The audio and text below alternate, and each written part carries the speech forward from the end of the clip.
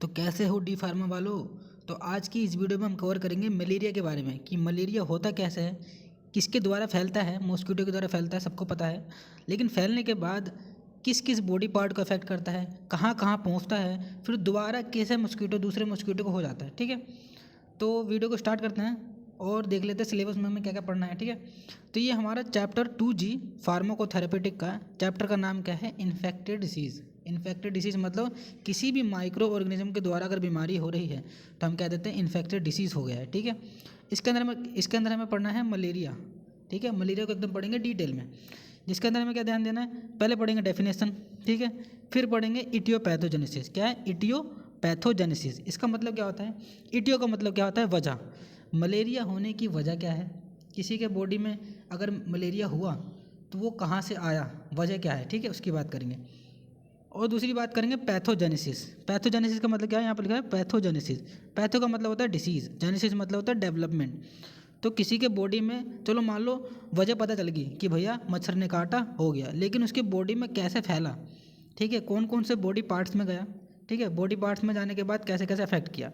फिर बात करेंगे क्लिनिकल मैनिफेस्टेशन की। क्या बात करेंगे, क्लिनिकल मैनिफेस्टेशन। इसका मतलब क्या होता है कि मलेरिया होने के बाद बॉडी में कैसे कैसे साइन एंड सिम्टम दिखते हैं, उसकी बॉडी में कैसे कैसे रिएक्शन आने लगते हैं। ठीक है, जैसे हम कहते हैं सर में दर्द हो रहा है, उल्टी हो रही है, बुखार हो रहा है, ठीक है, वही हमारा क्या कहलाता है, साइन एंड सिम्टम, या फिर इस सब्जेक्ट के अकॉर्डिंग क्लिनिकल मैनिफेस्टेशन। ठीक है, फिर बात करेंगे नॉन फार्माकोलॉजिकल मैनेजमेंट। मैनेजमेंट का आपको मतलब पता है आपको, मैनेजमेंट का मतलब मैनेज करना, कि अगर कुछ भी चीज़ हो जाती है तो आपको क्या करना पड़ता है, मैनेज करना पड़ता है। सेम बीमारी होगी तो मैनेज करना पड़ेगा, और मैनेज दो तरीके से करना है आपको। पहला मैनेज क्या है, नॉन वाला, नॉन मतलब नहीं, और फार्माकोलॉजिकल मतलब ड्रग। तो बिना ड्रग के कैसे आप मैनेज करोगे, और फिर ड्रग के द्वारा कैसे मैनेज करोगे। ठीक है, तो वीडियो को स्टार्ट करते हैं। तो यहाँ पर डेफिनेशन पढ़ते हैं, ठीक है, अब पढ़ लेते हैं। इसमें क्या रखा है, malaria is parasitic infected disease. Infection का मतलब बताया मैंने आपको। इन्फेक्टेड इसका मतलब क्या होता है कि अगर किसी माइक्रो ऑर्गेनिज्म के द्वारा हो रहा है, और पैरासाइट का मतलब क्या होता है कि अगर कोई ऑर्गेनिज्म है किसी के बॉडी पर रह के उससे न्यूट्रिशन ले रहा है तो उसे हम क्या देते हैं, पैरासाइटिक। जैसे एग्जाम्पल में जू होता है, जू है किसी के बालों पे है, कोई इंसान है, कोई इंसान है उसके बालों पे अगर जू है तो उसे हम क्या कह देंगे, पैरासाइट है भैया, पैरासाइट। ठीक है, वैसे ही हमारा क्या होता है, मलेरिया जिसके द्वारा होता है वो एक पैरासाइट होता है। क्या होता है, पैरासाइट, मतलब किसी के बॉडी में जाएगा और वहीं पर रहन सहन करेगा, खाना पीना लेगा। ठीक है, और इन्फेक्शन मतलब माइक्रो ऑर्गेनिज्म की कैटेगरी में आ रहा है। कॉज्ड बाय मतलब किसके द्वारा होता है, ये आपको नाम याद रखना है। मेन नाम क्या है यहाँ पर, जीनस प्लाज्मोडियम। क्या है, प्लाज्मोडियम आपको याद रखना है। मलेरिया किसके द्वारा होता है, तो प्लाज्मोडियम के द्वारा होता है। ठीक है, तो जीनस किसके द्वारा हो गया, प्लाज्मोडियम के द्वारा। लेकिन ये डायरेक्ट हमारी बॉडी में नहीं आता है, ये आता है एक मच्छर के काटने से। क्या है, मच्छर के काटने से, जिसका नाम क्या है हमारा, यहाँ पर देखा है फीमेल एनोफेलस मॉस्किटो। लेकिन अगर फीमेल एनोफेलस मॉस्किटो लिखा आपने तो वो आपको ठीक नहीं माना जाएगा, मतलब ठीक नहीं आंसर होगा। आपको साथ में क्या लिखना है, इन्फेक्टेड। इन्फेक्टेड का मतलब एक मच्छर है, मच्छर इन्फेक्टेड हुआ पड़ा है। इन्फेक्टेड मतलब ये जो जीनस प्लाज्मोडियम है ये मच्छर को इन्फेक्ट कर रखा है। इन्फेक्टेड मतलब ये प्लाज्मोडियम मच्छर की बॉडी में आके उसे न्यूट्रिशन ले रहा है। ठीक है, उसको इन्फेक्ट कर दिया, मतलब बीमार कर रखा है। वही मच्छर किसी अगर ह्यूमंस, हेल्दी ह्यूमंस को काट लिया तब उसकी बॉडी में मलेरिया फैलना स्टार्ट हो जाता है। ठीक है, तो समझ में आया ना। तो आपको क्या ध्यान देना है कि प्लाज्मोडियम के द्वारा हो रहा है, प्लाज्मोडियम के द्वारा हो रहा है, लेकिन फैला कौन रहा है, फीमेल एनोफिलस मॉस्किटो, और साथ में इन्फेक्टेड लिखना जरूरी है। फिर बात कर लेते हैं कि अगर किसी को मलेरिया हुआ तो क्या क्या होता है। Malaria is characterised by intermittent fever with chills and sweating.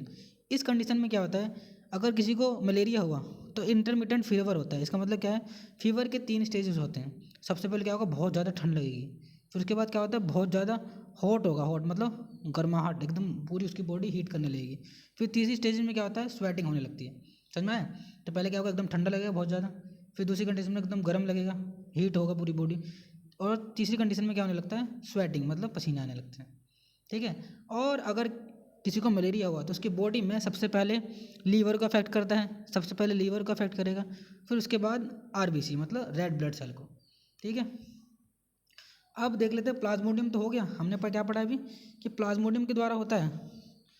और प्लाज्मोडियम में कौन सी स्पीसीज, तो बहुत सारी है, जैसे हम पढ़ते हैं कि बहुत सारी कैटेगरी होती है। वैसे ही प्लाज्मोडियम में 2 मेन पाए जाते हैं, प्लाज्मोडियम वाइवेक्स, प्लाज्मोडियम फैल्सीपेरम। तो आपको क्या ध्यान रखना है, यहाँ हाईलाइट कर देता हूँ मैं, वाइवेक्स, प्लाज्मोडियम वाइवेक्स और प्लाज्मोडियम फैल्सीफेरम, ये दो एक बहुत ज़्यादा मलेरिया कोज करने वाले एजेंट हैं, ठीक है, जो कि फीमेल एनोफिलस मॉस्किटो में पाए जाते हैं अगर वो इन्फेक्टेड है तो। अब बात करेंगे इटियोपैथोजेनेसिस। इसमें हमें दो चीज़ पढ़ना है, इटियोलॉजी पढ़ना है और पैथोजेनेसिस। इटियोलॉजी मतलब वजह पढ़ेंगे किस किस वजह से होता है, और पैथोजेनेसिस मतलब क्या होता है कि उसकी बॉडी में मान लो वजह आ गया, मलेरिया मतलब मच्छर ने काट दिया, मच्छर ने काटने के बाद उसकी बॉडी में कौन कौन से ऐसी चीज़ें हुई, उसके बाद जेनेसिस मतलब डेवलपमेंट कैसे हुआ, जेनेसिस का मतलब डेवलपमेंट कैसे हुआ। चलो एक एक करके पढ़ते हैं। इटियोलॉजी तो जो हमने शुरू में ऊपर पढ़ा वही चीज़ दोबारा पढ़नी है, ठीक है, ठीक है, आप पढ़ लेते हैं। Malaria is caused by protozoan parasite. क्या होता है, प्रोटोजोअन पैरासाइट के द्वारा होता है। पैरासाइट मैंने बताया क्या होता है, पैरासाइट मतलब ऐसा माइक्रो ऑर्गेनिज्म जो कि किसी के बॉडी में रह के उससे न्यूट्रिशन ले रहा है, ठीक है, और प्रोटोजोआ एक माइक्रो ऑर्गेनिज्म का कैटेगरी है। जीनस प्लाज्मोडियम के द्वारा होता है जो कि मैंने बता दिया, और फैलता किसके द्वारा। अब देखो क्या मैंने शुरू में ऊपर बताया था कि प्लाज्मोडियम वाइवेक्स होते हैं, प्लाज्मोडियम फैल्सीफेरम होते हैं, ये दो इंपॉर्टेंट होते हैं। अगर किसी को मलेरिया हुआ तो 80% चांस ये है कि इन दो प्लाज्मोडियम के द्वारा हो रहा है। किसके द्वारा हो रहा है, वाइवेक्स के द्वारा और फैल्सीफेरम के द्वारा। लेकिन पाए कितने जाते हैं, 4 पाए जाते हैं, plasmodium vivax, plasmodium falciparum, plasmodium malariae, plasmodium ovale, ठीक है। आगे पढ़ लेते हैं।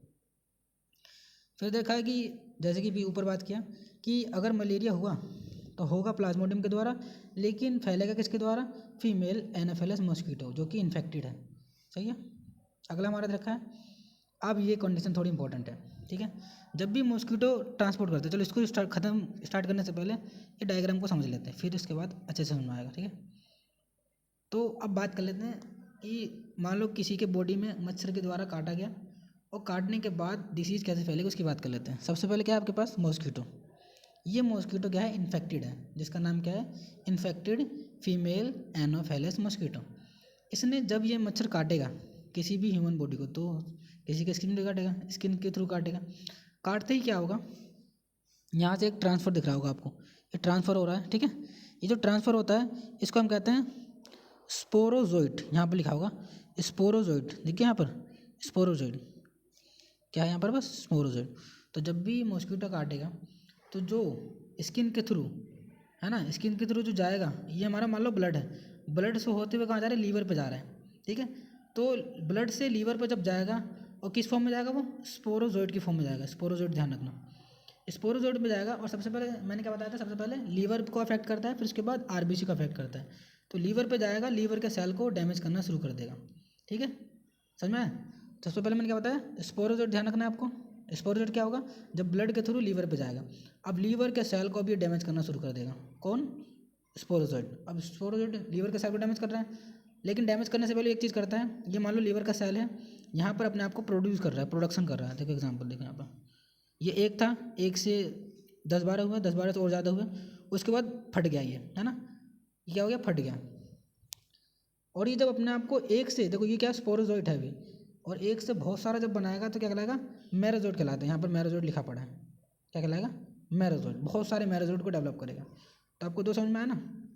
तो क्या ध्यान रखना है, पहले क्या होता है स्पोरोजोइट, ये थोड़ा दिखा देता हूँ, पहले क्या होता है स्पोरोजोइट और दूसरा क्या होता है मेरोजोइट, ऊपर लिख दिया मैंने, ठीक है। दो चीज़ ध्यान रखना है, जब ब्लड से लीवर तक में जाएगा तो स्पोरोजोइट जाता है, फिर लीवर में डेवलप होकर जब फिर आरबीसी पे जाएगा, क्या जाएगा, आरबीसी पे जाएगा, तो किस फॉर्म में जाता है, मेरोजोइट की फॉर्म में जाता है, ठीक है।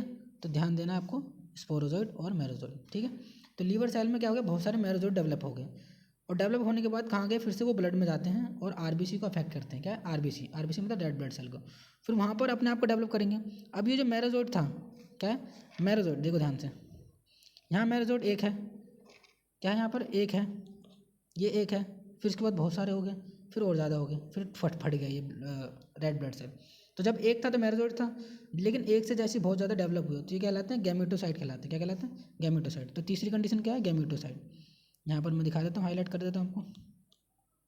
तो तीसरी कंडीशन क्या है, गैमेटोसाइट, समझ गए। फिर गैमेटोसाइट के बाद क्या होता है, चौथी कंडीशन में, कि दोबारा एक मच्छर आएगा जो कि हेल्दी मच्छर है, फीमेल एनोफिलिस ही है लेकिन हेल्दी है, उसको इन्फेक्शन नहीं हुआ पड़ा, फिर वो अगर किसी ह्यूमन्स को काटता है, तो ह्यूमन अगर इन्फेक्टेड है तो गैमेटोसाइट जो है ना, ये मॉस्क्यूटो के बॉडी में जाएगा और ये प्रोसेस दोबारा रिसाइकिल स्टार्ट हो जाएगी। प्रोसेस ये इन्फेक्टेड हो गया, अब ये जो मॉस्क्यूटो इन्फेक्टेड हो गया, अब ये फिर से दोबारा किसी हेल्दी पर्सन को काटेगा, फिर ये साइकिल चलती चली जाएगी। समझ गया? तो हमने क्या पढ़ा, 3-4 चीज़ों का ध्यान रखना है। सबसे पहले चीज़ों का ध्यान रखना है स्पोरोजॉइड। स्पोरोजॉइड मतलब ब्लड से लीवर में गया, कौन? प्लाज्मोडियम। फिर अपने आप को डेवलप किया तो किस फॉर्म में डेवलप किया? मेरोजोइड की फॉर्म में। फिर मेरोजोइड में के बाद क्या हुआ? रेड ब्लड सेल पे गया, मेरोजोइड डेवलप किया किसने? गैमेटोसाइट को। गैमेटोसाइट फिर से दोबारा किसने ले लिया? मॉस्क्यूटो ने ले लिया। ठीक है, अब इसको और डिटेल में थ्योरी वाइज पढ़ लेते हैं, जैसे मैंने बताया आपको। ठीक है, यहाँ तक पढ़ लिया था हमने। अब इसको पढ़ोगे समझ में आ जाएगा पूरा तुरंत एकदम से। तो मैंने क्या बताया, मॉस्क्यूटो जैसे ट्रांसपोर्ट करेगा तो स्पोरोजोइड ट्रांसपोर्ट करता है। ठीक है, स्पोरोजोइड कैसे ट्रांसफर करेगा? ब्लड स्ट्रीम के द्वारा। कहाँ जाएगा? लीवर में जाएगा, जो कि आगे दे रखा है। आगे एक और देख लेते हैं कि और कैसे फैलता है। तो पुअर सैनिटेशन मतलब साफ सफाई न रखना, और स्टैगनेंट का मतलब क्या होता है? ठहरा हुआ पानी। स्टैगनेंट वाटर मतलब ठहरा हुआ पानी। तो अगर ठहरा हुआ पानी है तो वहाँ पर मलेरिया के रिस्क बढ़ जाते हैं। क्या बढ़ जाते हैं? मलेरिया के रिस्क बढ़ जाते हैं। फिर अगर या फिर वार्म कंडीशन है मतलब गर्माहट वाला एरिया है। ह्यूमिड कंडीशन है, ह्यूमिड मतलब क्या होता है? अगर उमस वाला कंडीशन है तो वहाँ पर मलेरिया और जल्दी से फैलता है। समझ गए? अब ये इटियोलॉजी की बात करें, मतलब वजह की बात करें। अब पैथोजेनेसिस में बात करेंगे कि स्पोरोजोइड था, फिर मेरोजोइड था, फिर गैमेटोसाइट था। 3 चीज़ आपको याद रखनी है। तो इटियोलॉजी की बात कर रहा था मैं। तो वजह जाना क्या हमने? प्लाज्मोडियम। फिर हमने जाना उसके नाम कौन कौन से होते हैं। फिर ये मॉस्क्यूटो द्वारा होता है, ये भी जान लिया हमने, फीमेल एनोफिलिस। फिर जाना हमने कि स्पोरोजोइड फैलाता है पहले। अगर मॉस्क्यूटो काटा तो ब्लड में स्पोरोजोइड जाता है पहले और लीवर तक जाता है। ठीक है, आगे बात करेंगे। फिर हमने बात किया पुअर सैनिटेशन है या फिर पानी ठहरा हुआ है तो फैल जाता है।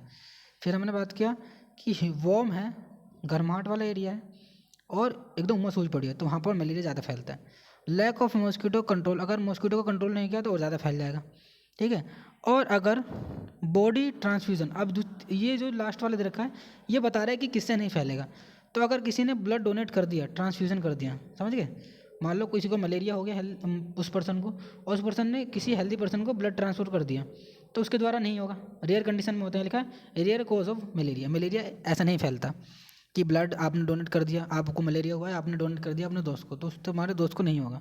और साथ में कोजेनेटल भी नहीं होता। कोजेनेटल मतलब पेरेंट्स से बच्चों में नहीं आएगा, दादा से पापा में नहीं आता, पापा से बेटे में नहीं आता। ठीक है, ये कोजेनेटल रेयर कंडीशन में ही हो सकता है। ठीक है, हमने बात कर लिया एटियोलॉजी। और पैथोजेनेसिस तो मैंने पूरा डिटेल में ही बता दिया। ठीक है, अब इसकी थ्योरी भी जान लेते क्या क्या है। तो मैंने क्या बताया, मलेरिया बिगेन्स विद, कहाँ से बिगेन होता है? स्पोरोजोइड की फॉर्म में। कहाँ पर? ह्यूमन ब्लड के थ्रू जाता है। समझ गए? ह्यूमन ब्लड से डायरेक्ट, ह्यूमन ब्लड में किसी को अफेक्ट नहीं करेगा, डायरेक्ट जाएगा और कहाँ जाएगा? लीवर पे जाएगा। समझ गए? लीवर के जाने के बाद स्पोरोजोइड एसेक्सुअली डिवाइड होने लगते हैं, मतलब अपने आप को डिवाइड करने लगते हैं। एसेक्सुअली का मतलब क्या होता है?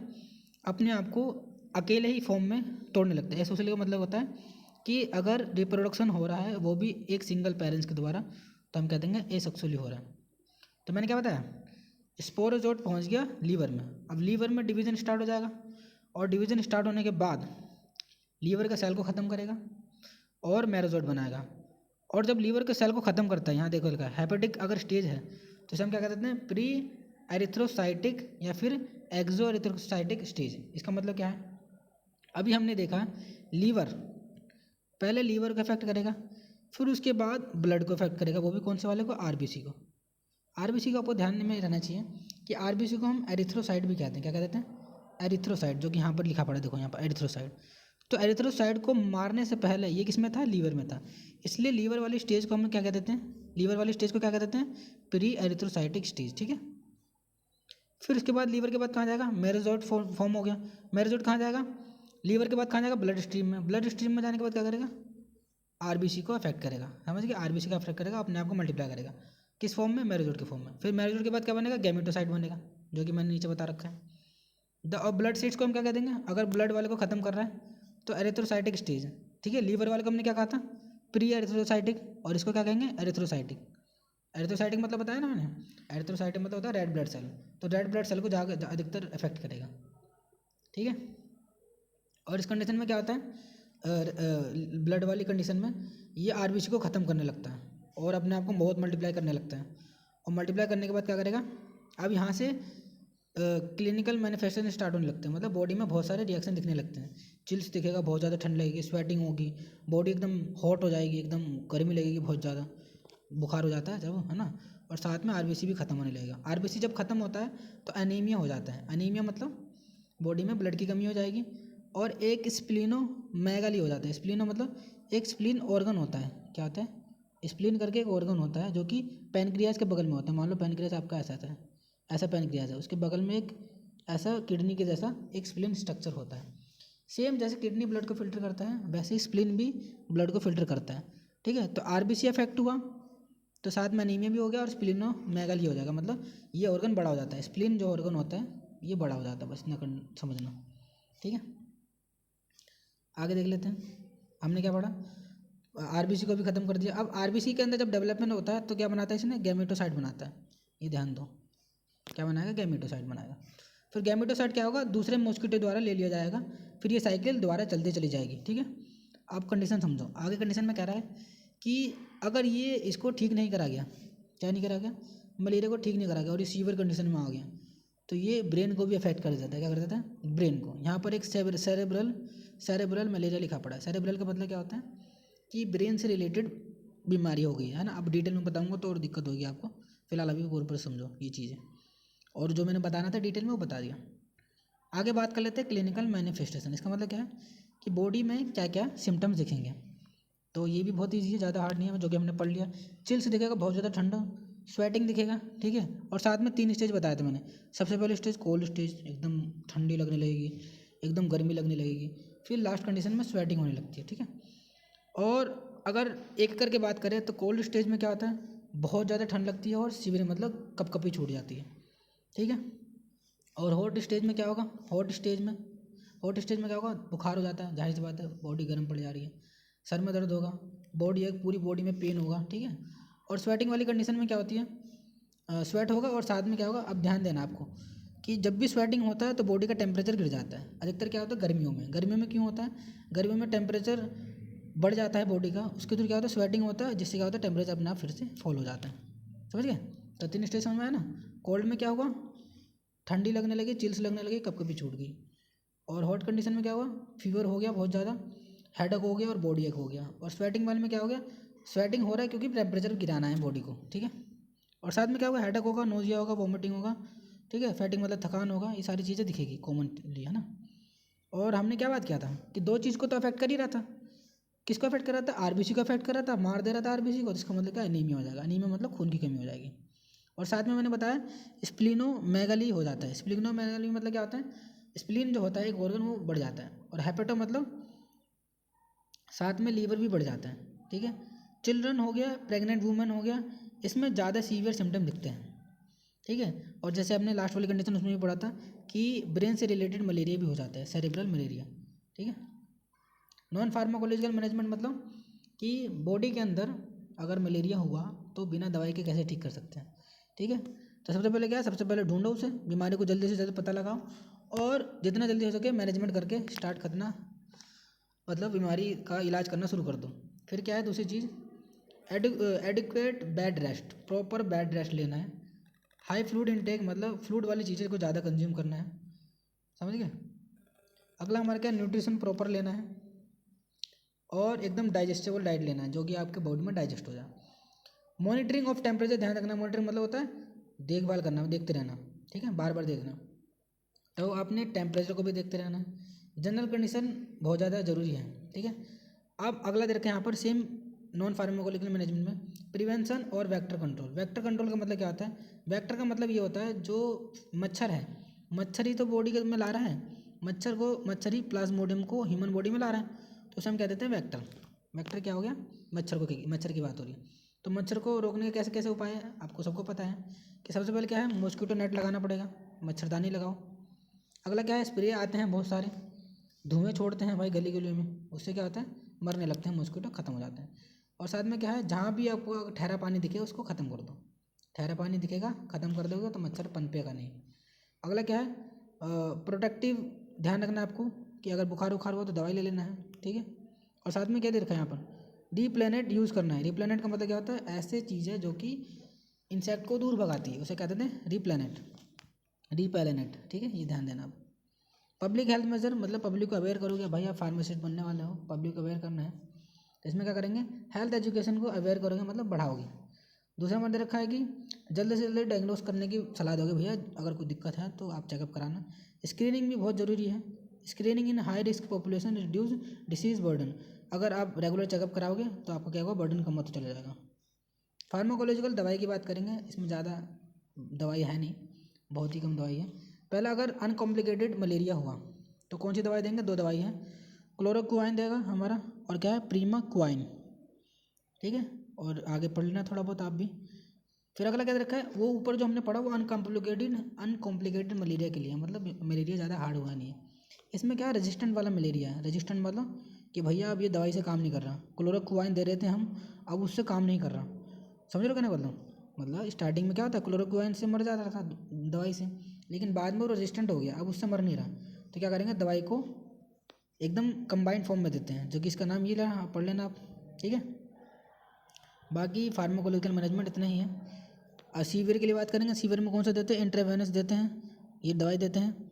और थेरेपी ज़रूरी है, पेरेंटल थेरेपी, और सपोर्टिव ड्रग थेरेपी भी देनी है। सपोर्टिव ड्रग थेरेपी मतलब कि अगर दवाई दे रहे हो मलेरिया वाली, उसके साथ क्या हुआ है, वोमिटिंग हो रहा था, नोजिया हो रहा था, बुखार हो जा रहा था, सर में दर्द हो रहा था, उसके साथ सारी दवाई भी देनी है। जैसे एग्जाम्पल में पैरासीटामोल दे दिया, ठीक है। अगर एनीमिया की कमी हुई तो ब्लड का डोनेट करा दिया, उसकी बॉडी में ब्लड दे दिया, सही है, क्योंकि एनीमिया हो जा रहा था, ब्लड की कमी हो गई थी, तो साथ में सपोर्टिव केयर भी करना है, ठीक है। ये नहीं कि सिर्फ मलेरिया ठीक करने में लगे पड़े हो आप, साथ में जो जो बॉडी में कमी हो रहे हैं उसको भी ठीक करना है, ठीक है। अगला क्या है हमारा, स्पेशल कंसिड्रेशन, कि किस कंडीशन में दवाई नहीं देनी। सबसे पहले क्या है, G6PD डेफिशिएंसी में दवाई नहीं देनी, और साथ में प्रेग्नेंट वुमेन को भी दवाई नहीं देनी, थोड़ा रेयर कंडीशन में थोड़ा डॉक्टर से डिस्कस करके दवाई देनी, ठीक है। तो ये वीडियो थोड़ी लंबी हो गई, इसलिए मैं जल्दी जल्दी पढ़ा दिया लास्ट वाले चीज़ों को, ठीक है। अगर वीडियो अच्छा लगी तो लाइक कर देना, अगर कुछ दिक्कत हो, कहीं डाउट हो तो अपने भाई को याद करना, मैं कोशिश करूँगा कि ठीक कर सकूँ, ठीक है। तो लाइक कर देना जैसा आपको पता है, सब्सक्राइब कर देना, और अगर कुछ डिमांड है किसी चीज़ की, कोई से चैप्टर की, कोई से लेक्चर की, तो मेरे को कमेंट बॉक्स में बताओ, और मिलते हैं अगली वीडियो में। बहुत ही ज़्यादा अच्छी वीडियो बनाएंगे अगली वाली, ठीक है। Ta-ta, bye bye.